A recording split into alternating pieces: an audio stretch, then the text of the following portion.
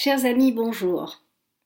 Je tenais à vous remercier de vos nombreuses visites sur la page de Facebook intitulée La liste de Spielberg relative au roman que j'ai écrit, la politique fiction plus précisément. Vous êtes effectivement nombreux d'un peu partout à me suivre. Je remercie Jacob qui se trouve du côté du Japon et qui représente le Bet Lubavitch Chabad, qui me suit avec beaucoup d'intérêt. C'est dire que le message se diffuse et c'est l'essentiel pour moi. En effet, je désespère des maisons d'édition de France à qui je transfère mon livre et qui me donnent l'impression que mon message est forbidden. En effet, constatons que nous avons plusieurs actes antisémites qui se prolifèrent, on va dire 100% de plus par rapport à l'an dernier. Nous avons les actions réalisées par le BDS qui sont à ce jour impunies. Voilà, donc c'est une nouvelle forme d'antisémitisme, puisque pour moi, l'antisionisme est à part entière une forme d'antisémitisme. N'ayons pas peur des mots, n'ayons pas peur de le dire. Et j'irai plus loin en disant que à partir du moment où on mutile un auteur, à partir du moment où on le muselle, à partir du moment où son texte est interdit, quand le bouffon se meurt, c'est la fin d'une démocratie et c'est une dictature qui commence. Je le dis sans peine, sans gêne. D'ailleurs, je fais copie de mon message à monsieur Emmanuel Valls parce que je trouve que ça prend une proportion qui n'est pas normale du tout et qui mérite d'être soulignée. En effet, certains mots, comme le mot Shoah, comme le mot antisémitisme, antisionisme, résonnent mal au niveau des maisons d'édition. Et quelque part, je me dis que si on fait taire mon histoire, notre histoire, eh bien nous risquons fort qu'elle se répète. Alors, je vous invite, chers amis, à m'aider, à diffuser mon message. J'ai pris un peu les devants en sollicitant la fondation Sheldon, qui est une fondation qui est basée aux États-Unis, qui fait des actions extraordinaires contre l'antisémitisme et l'antisionisme.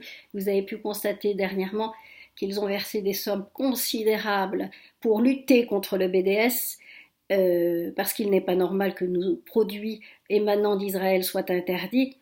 Et j'espère de tout cœur que mon texte sera traduit en anglais, mais c'est avec une profonde douleur qu'il me faudra certainement penser à l'idée que mon texte en français ne pourra pas être diffusé. Et je suis née en France, et donc ça me trouble. Alors, puisque nous avons cet outil qui est Internet, je pense que si on a souhaité me bâillonner, je pourrais vous le diffuser jusqu'à ce que je puisse plus, parce qu'à mon avis, à un moment donné, on m'en interdira sans doute aussi l'accès.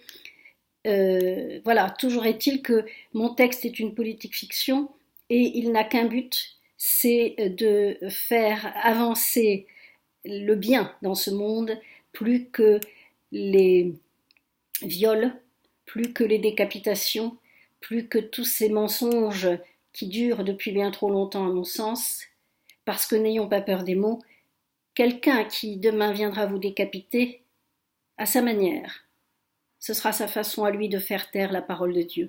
Et pour ce qui me concerne, mes écrits sont directement rattachés à la Torah, et le constat est plus que triste.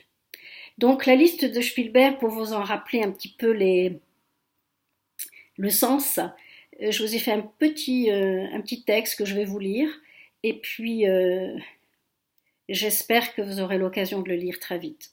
En tout cas, je n'en félicite pas beaucoup les maisons d'édition françaises, frileuses, et on se demande pourquoi, et je vous pose la question. Sur fond de bordure protectrice, vous découvrirez dans la fiction politique intitulée La liste de Spielberg les rouages qui ont conduit le califat islamique à vouloir anéantir l'État d'Israël. Les mêmes rudiments, les mêmes mécanismes que ceux propagés durant la guerre des trains de chagrin, à cette seule fin, de faire taire la parole de Dieu. Du tatouage à la décapitation, le seul objectif, d'enlever de toutes les têtes cette idée monothéiste depuis plus de 6000 ans. Vous en comprendrez le silence, la rouerie, la complicité, voire la collaboration de ces politiciens français, européens et d'ailleurs. Vous savourerez les valeurs du peuple juif dans son unité, qui, bravant les guerres, les humiliations, les insultes, reste fidèle à ses commandements, toujours heureux, tête haute, l'étoile jaune, à jamais gravée en son âme. Histoire de la vie, de la mort, de la réincarnation, de l'amour d'Israël. Dorénavant la vôtre. Alors, chers amis, je vous remercie infiniment de diffuser et je me ferai un plaisir, autant que faire se peut, si on m'en n'empêche pas du reste ces prochains temps, de vous diffuser régulièrement des chapitres. En vous remerciant de votre écoute active et espérons que la liberté d'expression ne soit pas un vain mot tout simplement. Merci et le bouffon rit. À bientôt Rachel.